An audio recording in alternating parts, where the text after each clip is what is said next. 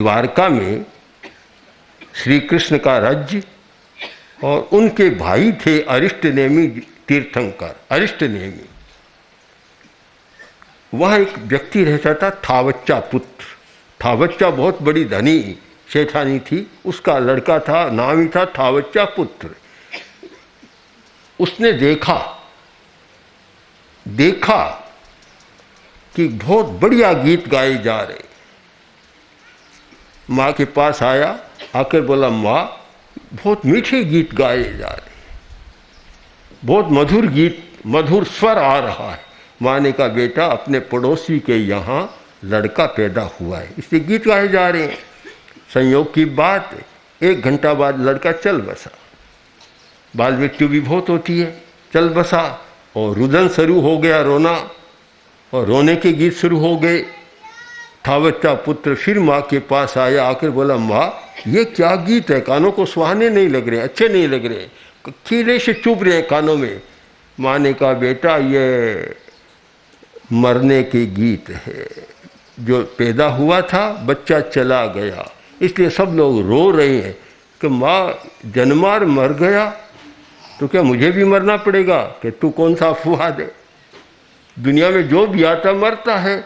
अब अंतर है, कोई 10-20 वर्षों का, दिनों का अंतर है जाता है, मरना तो सबको पड़ेगा। एकदम मस्तिष्क की परिवर्तन हो गया। कोई कोई घटना ऐसी होती है और इतना प्रभावित करती है कि आदमी का मस्तिष्क सारा बदल जाता है, चिंतन बदल जाता है।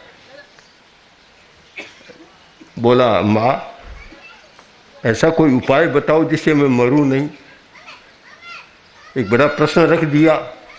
अब माँ तो कोई वैज्ञानिक नहीं थी कि खोजकर बता दे कि ये काम, ये दवा लो, च्यवनप्राश लो तू नहीं मरेगा, ब्रह्म रसायन खाओ तू नहीं मरेगा, या कोई ऐसी जड़ी बूटी खाओ या विटामिन खूब खाओ कि तू नहीं मरेगा। अब माँ ने तो विटामिन को जानती थी, और न उस समय कोई च्यवनप्राश का आविष्कार हुआ था, और न और कोई ऐसी चीज़ थी कि जिसके सेवन करने पर आदमी मरे नहीं। माँ तो नहीं जानती थी, पर माँ ने उत्तर अच्छा दे दिया।